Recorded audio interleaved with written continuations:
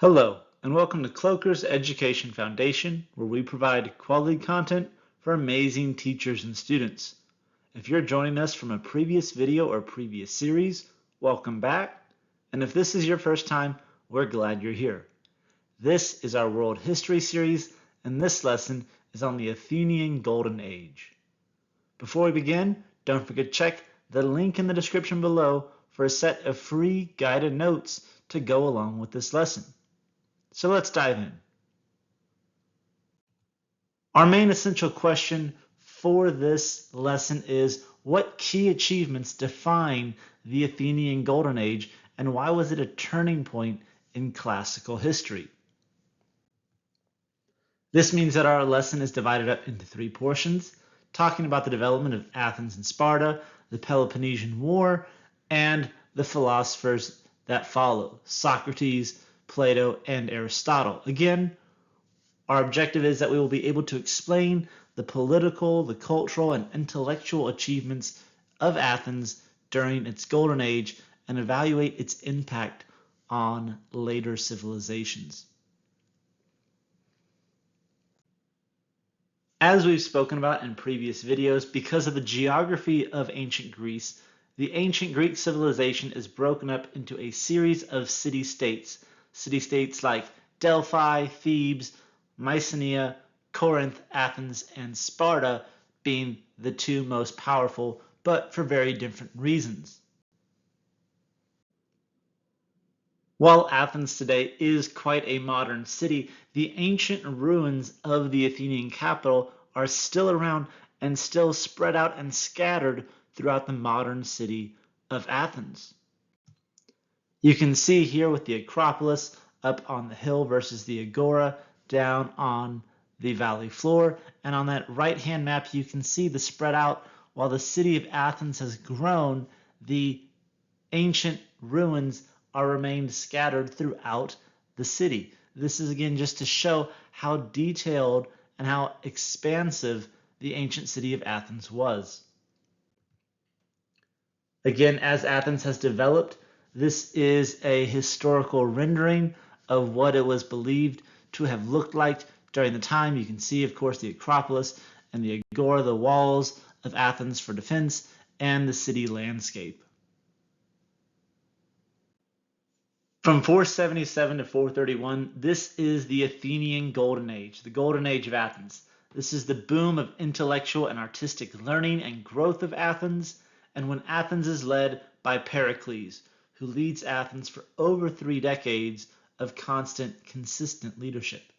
Now, he had several goals when he was leading Athens: to strengthen the democracy of Athens, to hold the land and strengthen the empire and territorial possessions of Athens, and to glorify the city, to make it the beacon of virtue. This is through architecture of the Parthenon on the Athenian Acropolis, the direct democracy that he introduces, which will later become the basis of Western civilization, and of course, leading the Delian League, that alliances of city-states in order to defeat the Persians when they invade.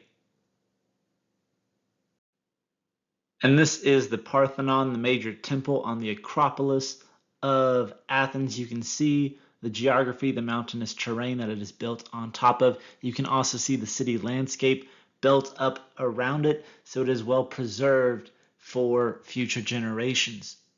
Now, if you ever go to Athens, you can go up and see the Parthenon. They may or may not let you in depending on the day and if they're doing renovations, but this is still one of the 7 ancient wonders of the world that is standing in the 21st century. This is Sparta, located in the Laconia region of Greece, the Peloponnesian Peninsula. Sparta, along with Athens, is the other major civilization and city-state within ancient Greece that we're going to talk about in this lesson. If you've seen the movie 300, you know that's not the scene where that famous quote comes from. It comes from a scene where they kick a Persian ambassador into a bottomless pit.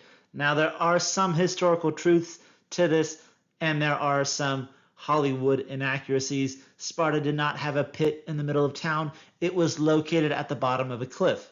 And they would kick and throw not just enemies of the state or political prisoners off, they would throw off criminals who did heinous crimes. If a baby was seen as weak or ill, it was also thrown off the cliff into this pit so that it would expire.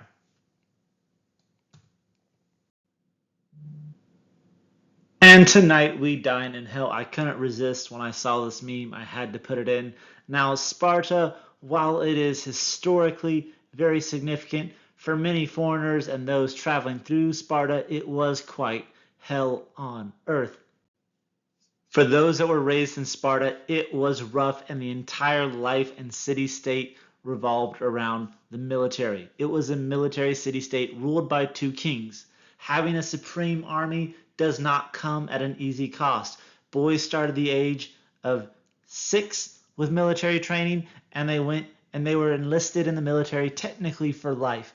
Even if they retired or they were wounded, they were still expected that if the call came, they were going to suit up and go back into combat. It was more honorable in Sparta to die in combat than come back as a coward. It was die or win. The emphasis on this military state meant Sparta had the best army in ancient Greece, and they did not waste time for things that were not that. They did not worry about a navy. Athens had a better navy. They weren't going to worry about walls. They have Spartan hoplites. They don't need walls. Their people are their defense. They don't have these massive buildings and these massive temples. They're not about that life. They can't be attacked by the sea. There's few roads that go to Sparta. They don't have money, so you can't bribe and corrupt people because they thought money corrupted the soul, so it was outlawed. And if that's not enough to scare you away, the meals Spartans would eat before going into combat, melas zomo, or the black soup, it is absolutely atrocious. I don't even want to. It is pig's blood, vinegar, and salt. Yes, I said that. Pig's blood, vinegar, and salt. They are not about taste, y'all. That's hell on earth for most people. Now, this rivalry comes to a head in 431 BC when Sparta declares war on Athens. The Spartans march to Athens, attacking every city-state along the way that's allied with the Athenians. They're on the chopping block too, as they're going. This is a total war, scorched earth campaign. They're burning every farm and village that is not allied with them. So even if they don't kill off everyone, the lack of food is going to make life a heck of a lot rougher. They get to Athens, they're marching to, and Athens, not only having to deal with the Spartan soldier, gets hit with the plague in the second year of the war, and a third of the city dies, including the famous leader Pericles. And so 10 years this war goes on. In 421, a truce is signed, but it doesn't last very long because the Spartans are hell-bent. They're going to win this war, damn it. Now, in 413, Athens gets absolutely decimated at Syracuse, which is an ally of Sparta. They were good with the navy. Again, Sparta was not worried about it. And 9 years after that, Athens surrenders to Sparta in 404 BC.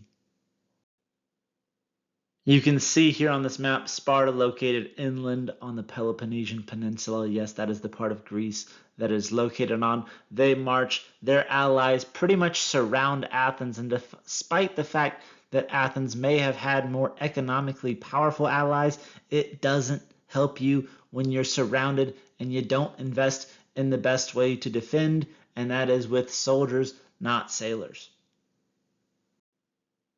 So in 404, Sparta takes over. They install a Spartan-type oligarchy known as the 30 Tyrants, who are going to cycle through. There's much political instability. There's economic instability, but we do see the rise in the philosophers of ancient Greece.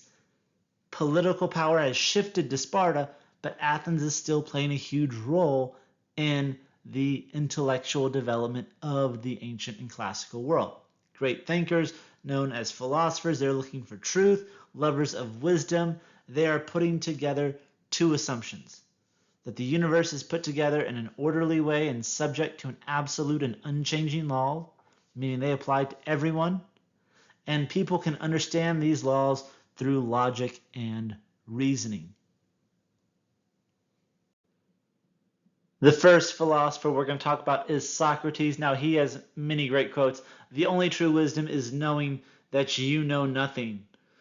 The unexamined life is not worth living. He said this at his trial, meaning that a life without self-reflection and critical inquiry is void. It's not fulfilling. And of course, he's put on trial because he's corrupting the youth of Athens with all of these thoughts. His other quotes like, education is the kindling of a flame, not the filling of a vessel, and by all means marry. If you get a good wife, you'll become happy, and if you get a bad one, you'll become a philosopher. So you can infer which one he chose.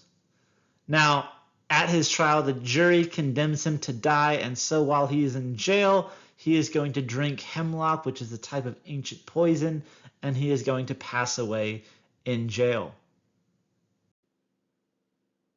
Socrates was put on trial for corrupting the youth of Athens, and one of his students, Plato, writes a book known as The Republic about the perfectly governed society, and he has many great quotes, such as the measure of a man is what he does with power, and be kind, for everyone you meet is fighting a hard battle, or wise men talk because they have something to say, and fools because they have to say something. He says that only the dead have seen the end of the war. Again, he just saw the Peloponnesian War and the Spartans conquer. He saw the consequences that happen after. He also called love a serious mental disease. There's something in common about these philosophers here. Now, he does not get put on trial for corrupting the youth. One of his famous students becomes a philosopher that gets known around the world, and that pupil is Aristotle. Aristotle is going to be the last philosopher we talk about. Now, he questions the nature of the world. He invents the methods for arguing according to the rules of logic and provides the basis of the scientific method. And he also has many great quotes, which personally I think are better than the two previous ones. You know, third time's a charm. Quality is not an act, it is a habit. We are what we repeatedly do. Excellence, then, is not an act, but a habit. If you want to be great at something, you need to consistently do it. Happiness depends upon ourselves. These three simple quotes are probably the most profound of any philosopher in ancient Greece. All of them still apply to this day. And his philosophy is going to impact his student. And you're like, oh my God, the student of the student of the student. Yes, I know. This student is not a philosopher, though. It is a future emperor, Alexander the Great. Now, we'll have a whole video on him in just a few moments, and we'll get there when we get there. But for now, take a few moments and answer our essential question. What key achievements define the Athenian Golden Age, and why was it the turning point in classical history?